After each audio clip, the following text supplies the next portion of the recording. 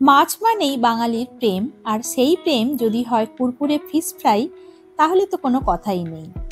আজ আমি বানাতে চলেছি একেবারে পারফেক্ট ক্রিস্পি আর মশলাদার ফিশ ফ্রাই, যেটা হবে একদিকে যেমন স্ট্রিট ফুড স্টাইলে, তেমনি ঘরেও আনবে রেস্টুরেন্টের স্বাদ। আসুন তাহলে দেখে নেওয়া যাক আমার আজকের রেসিপি। ফিশ ফ্রাই বানানোর জন্য আমি এখানে নিয়ে নিয়েছি প্রায় 10 পিস মতো ভেটকি মাছের ফিলে। ভালো করে ধুয়ে জল ঝরিয়ে পরিষ্কার করে নিয়ে নিয়েছি। ফিশ ফ্রাই বানানোর জন্য আমি দু ধরনের ম্যারিনেশন করব। প্রথম ম্যারিনেশনের জন্য আমি দিয়ে দেব হাফ লেবুর রস, হাফ চামচ গোলমরিচের গুঁড়ো, আর দিয়ে দেব হাফ চামচ নুন। সবকিছু খুব ভালো করে মাখিয়ে প্রায় 10 থেকে 15 মিনিট মতো আমি রেখে দেব। এই সময়ের মধ্যেই আমি করে নেব এর সেকেন্ড ম্যারিনেশন। সেকেন্ড ম্যারিনেশনের জন্য আমি নিয়ে নিয়েছি একটা মিডিয়াম সাইজের পেঁয়াজ কেটে নিয়েছি আদা, রসুন আর কিছু পুদিনা পাতা ও ধনে পাতা।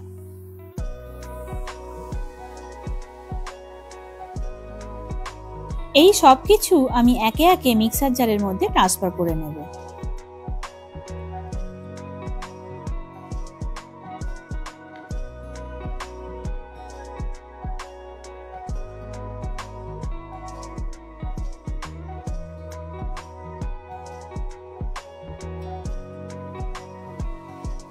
ঝালের জন্য আমি এখানে দিয়ে দিচ্ছি বেশ কয়েকটা কাঁচা লঙ্কা, এটা আপনারা আপনাদের পছন্দ মতো দেবেন। লেবুর রস,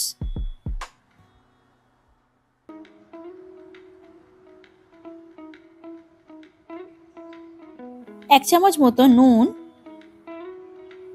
আর দিয়ে দেব রোস্টেড জিরা পাউডার।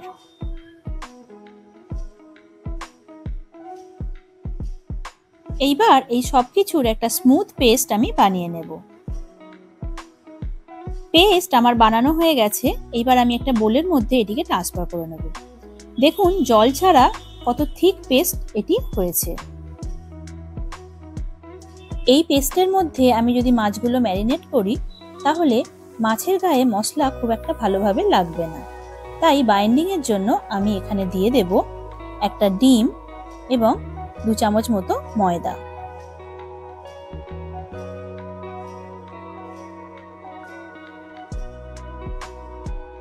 আর এটিকে খুব ভালো করে মিক্স করে নিতে হবে। আগে নুন দেওয়ার জন্য আমি এখানে আর কোনো নুনের ব্যবহার করলাম না। এরপর ম্যারিনেট করা মাছগুলো একে একে এর মধ্যে দিয়ে এটিকে খুব ভালো করে আবারও ম্যারিনেট করে নিতে হবে।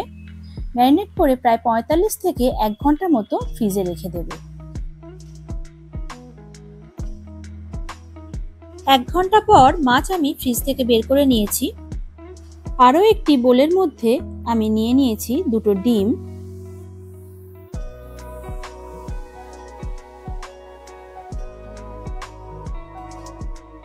দিয়ে দিলাম হাফ চামচ নুন। এটা দিয়ে খুব ভালো করে ডিমটা ফেটিয়ে নিতে হবে।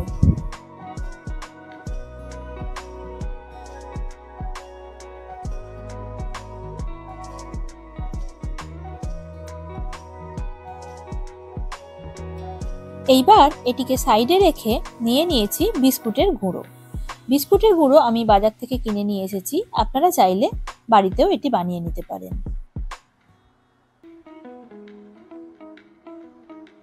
এইবার মাছগুলি এক এক করে প্রথমে বিস্কুটের গুঁড়োর মধ্যে কোট করে নিতে হবে। দেখুন মশলা কতটা সুন্দরভাবে মাছের গায়ে লেগে আছে।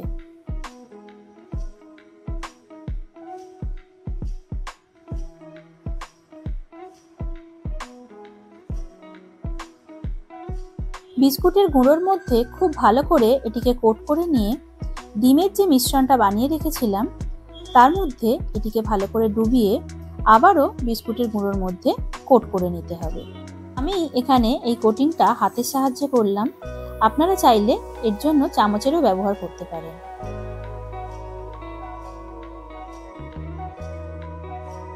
এইভাবে সমস্ত মাছগুলোই প্রথমে বিস্কুটের গুঁড়োর মধ্যে কোট করে নিয়ে তারপর ডিমের মধ্যে ডুবিয়ে আবার বিস্কুটের গুঁড়োর মধ্যে কোট করে নিতে হবে। আমি এখানে দুবার করে কোটিং করেছি, আপনারা চাইলে একবার করেও কোটিং করে এটিকে ভাজতে পারেন।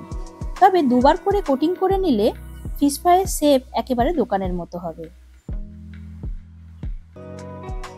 একটি ছুরির সাহায্যে হালকা করে প্রেস করে অসমান অংশগুলিকে সমান করে আমি সুন্দর একটি শেপ দিয়ে নেব।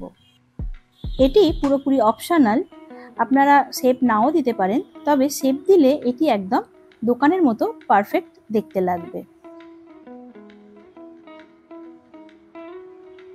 সব মাছগুলোই আমার এখানে শেপ দেওয়া হয়ে গেছে, এইবার এগুলি ভেজে নেবার পালা। ভাজার জন্য কড়াইতে নিয়ে নিয়েছি বেশ কিছুটা পরিমাণ তেল। তেল ভালো করে গরম হয়ে গেলে এবার এক এক করে মাছগুলো আমি তেলের মধ্যে ছেড়ে দেব।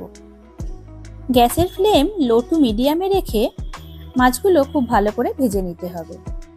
হাই ফ্লেমে এটি ভাজলে মাছের ওপরের কোটিংটা কালো হয়ে যাবে, অথচ মাছের ভেতরটা ভালো করে ভাজা হবে না।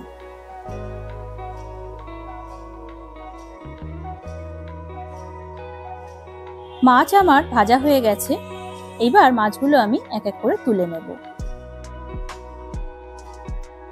এইভাবে এক এক করে সমস্ত মাছগুলোই আমি ভেজে নেব।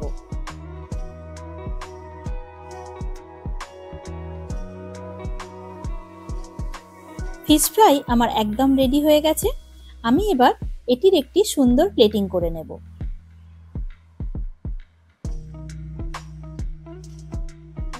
দেখুন কতটা পারফেক্ট এবং দোকানের মতো তৈরি হয়েছে। আশা করি রেসিপিটি আপনাদের খুবই ভালো লেগেছে।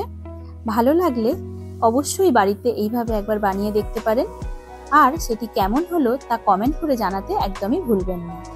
ভালো থাকবেন, দেখা হবে অন্য একটি রান্নার রেসিপি নিয়ে। ধন্যবাদ।